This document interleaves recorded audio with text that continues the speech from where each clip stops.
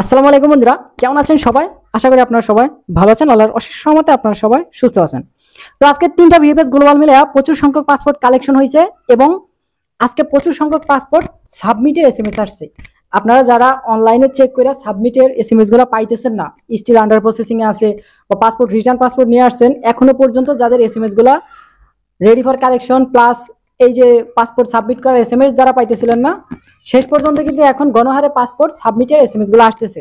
তো আজকে প্রচুর সংখ্যক পাসপোর্ট ঢাকা, চট্টগ্রাম এবং সিলেট বিভাগ থেকে প্রচুর সংখ্যক পাসপোর্ট কিন্তু আজকে সাবমিটের জন্য এসএমএস আসছে, তাদেরকে ফোন দিছে এবং অনলাইনে চেকিং করে তাদের ওই পাসপোর্টগুলো সাবমিট যে করতে হবে ওইটা শো করাইছে। মানে এখন থেকে মানে আজ থেকেই দেখলাম বেশি সংখ্যক পাসপোর্ট সাবমিটের জন্য ডাকা হয়েছে। আজকে দেখেন শুধুমাত্র সাবমিটই না, আজকে প্রচুর সংখ্যক অ্যাপয়েন্টমেন্ট পাইয়া এরা নতুন করে জমা দিতে গেছে এবং এম্বাসিতে প্রচুর সংখ্যক পাসপোর্ট সাবমিট করতেছে। এখন কথা হচ্ছে 31 তারিখে যে মানববন্ধনের একটা ডাক দেওয়া হয়েছে, এইটা নিয়ে অনেকের অনেক মন্তব্য আছে আমি জানি।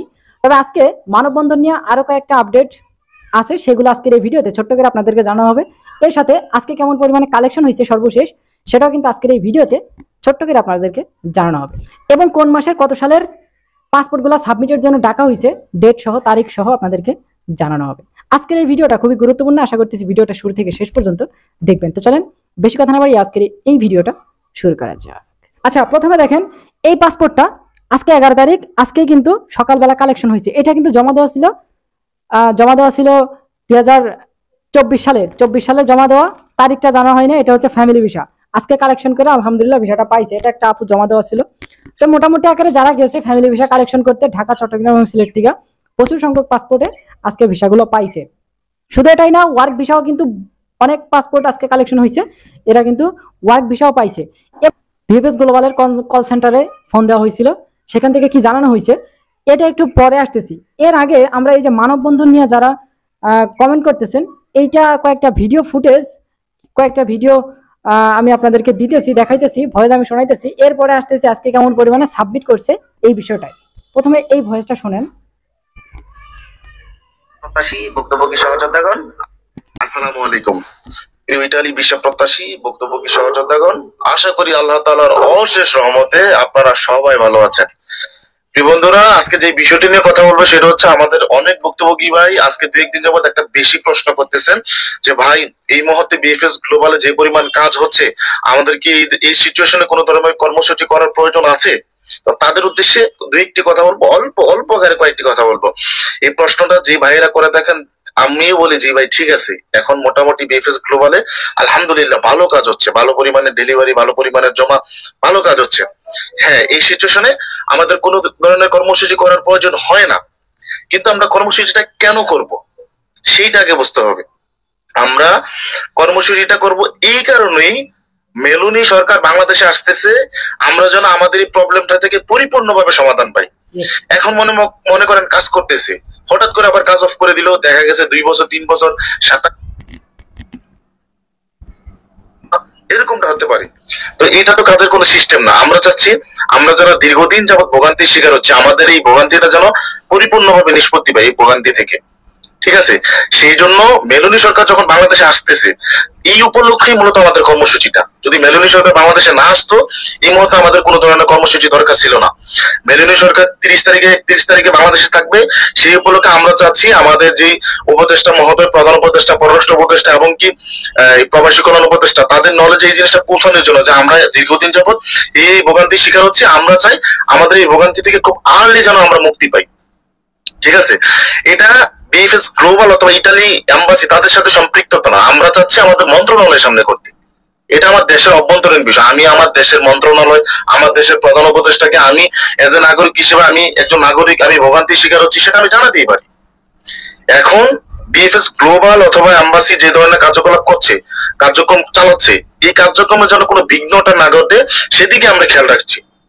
সেজন্য আমরা বিএফএস গ্লোবাল অথবা ইটালিয়ান এম্বাসি নিয়ে কোনো কথাই বলছি না, কারণ তারা যেই কাজের গতি চালাচ্ছে, তারা যেইভাবে কাজ করতেছে করুক। এখন আমাদের মধ্যে কিছু ভুক্তভোগী দেখলাম কয়েকদিন আগে একটা ফেক একটা বিএফএস গ্লোবাল নামে ছড়ালেন যে বিএফএস গ্লোবাল থেকে এই ধরনের একটা বিজ্ঞপ্তি দিছে যে ভুক্তভোগীরা 30-31 তারিখ বিএফএস গ্লোবালের সামনে অথবা এম্বাসির সামনে একটা কর্মসূচি করতেছে। তো তারা আবার এটা প্রতিক্রিয়া জানালো, এই জিনিসটা কিন্তু আমাদের জন্য খারাপ।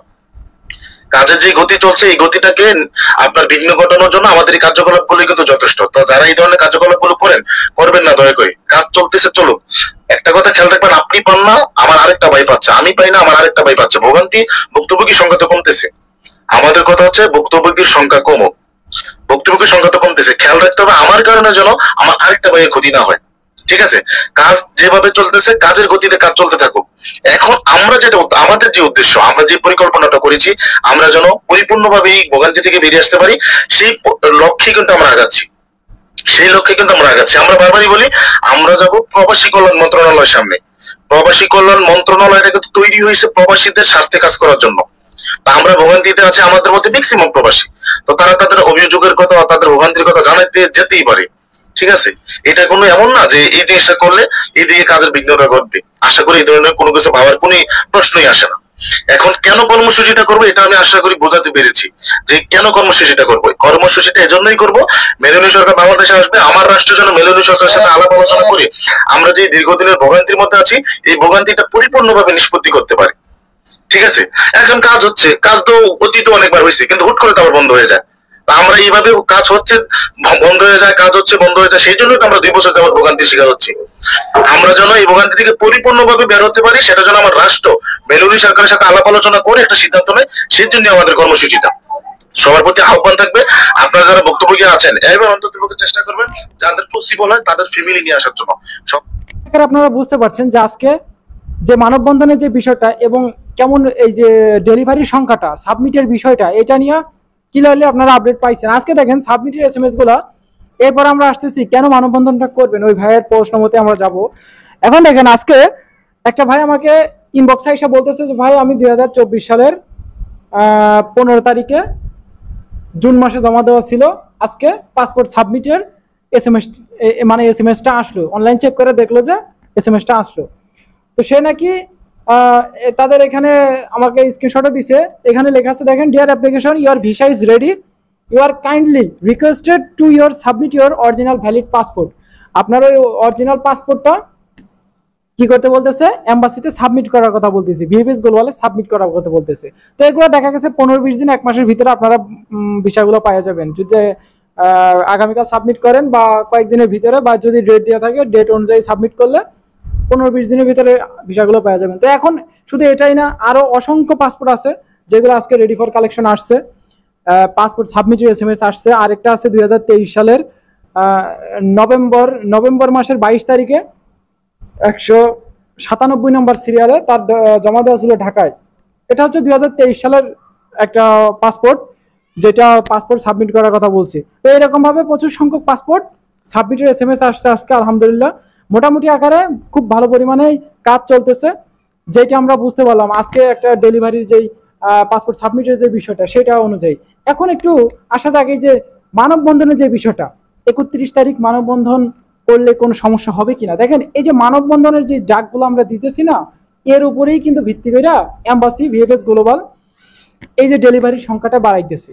কারণ ওরাও চায় না যে এম্বাসিতে বা ভিএফএস গ্লোবালে কোনো প্রকার চাপ আসুক, এই বিষয়গুলো নিয়ে এত বছর আটকায় কেন রাখছেন, এগুলো নিয়ে কিন্তু তারাও চাপ চায় না, যার কারণে এখন একটু ডেলিভারির সংখ্যাটা একটু বাড়াই দিছে। বুঝতে পারতেছেন তো, ঠেলাই পড়ছে, এখন কিন্তু ডেলিভারি একটু বাড়াই দিছে, মানে পাসপোর্ট সাবমিটের SMS। এতদিন কইছিলেন ভাই, এতদিন কইছিলেন এই পাসপোর্টগুলো, আজকে দেখেন 2023 সালে রেডি ফর কালেকশন আসছে, পাসপোর্ট সাবমিটের SMS আসছে 2023 সালের ভিসা, আজকে 25 সাল চলতেছে। তো 23 সালের পাসপোর্টটা এখনো পর্যন্ত কেন আটকে থাকবে, কেন পাসপোর্টটা আটকে থাকবে? তার মানে এম্বাসিতে, ভিএফএস গ্লোবালে এখনো অসংখ্য সংখ্যক পাসপোর্ট আছে যেগুলো অরিজিনাল, মালিকও নিতে চাইতেছে। আপনাদের পাসপোর্টে ভিসাও লাগার সম্ভাবনা 100% আছে, এখনো পর্যন্ত আটকে আছে 2023 এবং 24 সালের। যাই হোক, সবকিছু বিবেচনা করেই বলা যায় যে 31 তারিখে মানববন্ধন করাটা এটা খুবই জরুরি।